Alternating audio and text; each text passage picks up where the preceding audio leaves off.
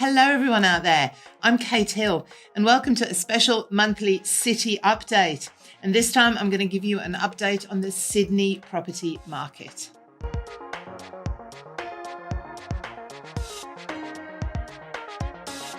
Now you do know that I am giving you the best commentary and content on this channel. So before I do anything else, as always, please, begging you shamelessly to just hit on that subscribe button.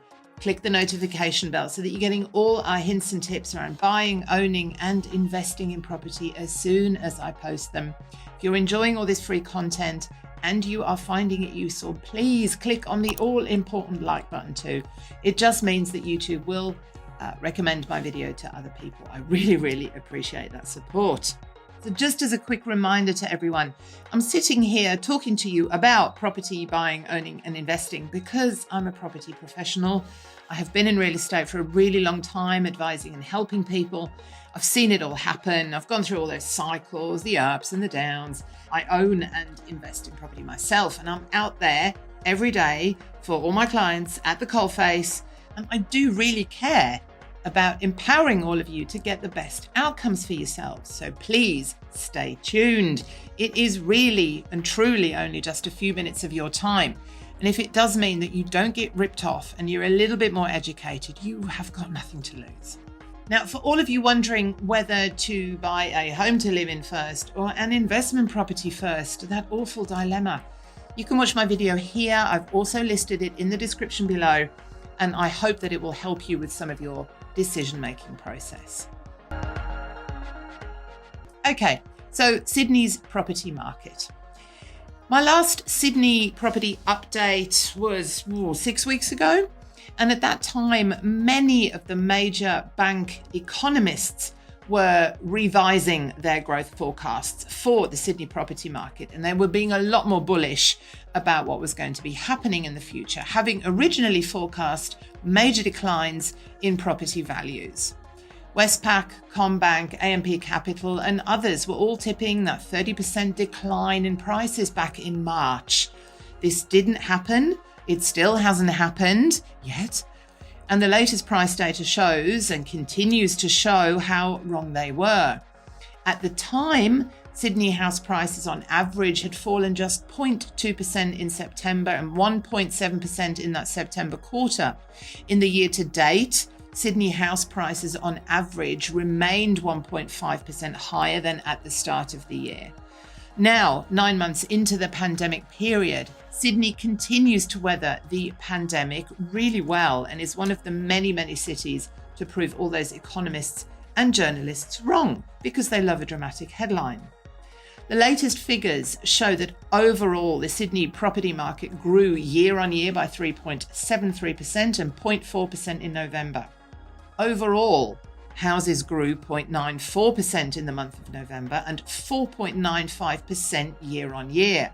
Overall, apartments declined 0.73% in the month of November and grew 0.98% year on year. More on those figures in a little while. There has been a notable uplift in sales activity and prices as the year has evolved.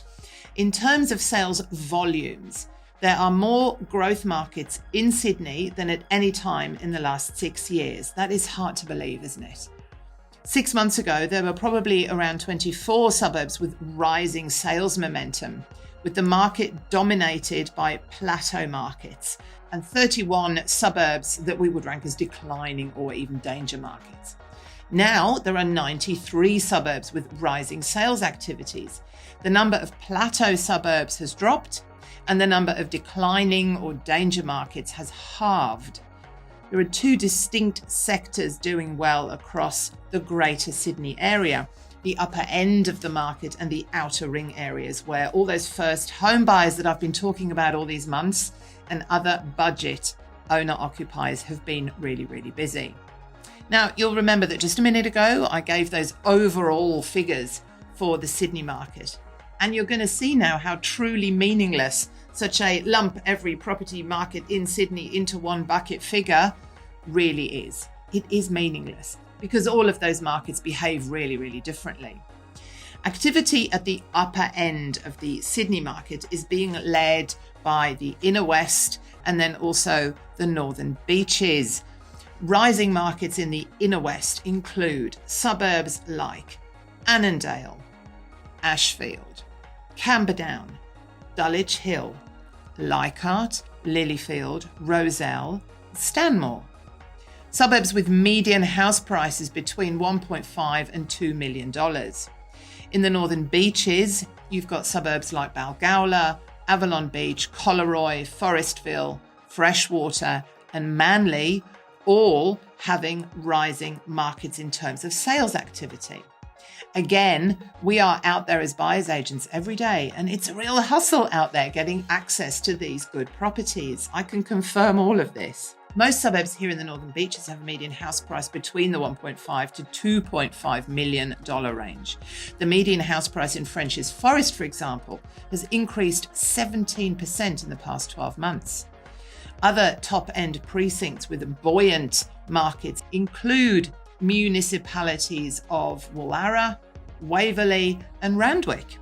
Quarterly sales in the suburb of Randwick have been rising steadily every quarter over the past 6 quarters, and the median house price has risen 14% in the past year. Now, the more affordable parts of Sydney metro area are also really active, as I have been reporting again for months and months and months. Out in the western districts like Blacktown and Penrith council areas, where there are suburbs with rising sales activities, while in the southwest like Camden and Campbelltown, those councils jointly have, for example, 12 rising suburbs.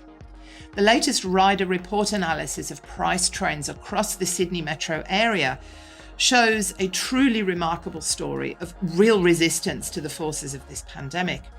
Most suburbs have delivered growth in their median house prices in the past 12 months, and most also have had growth in the most recent quarter amid this whole virus period.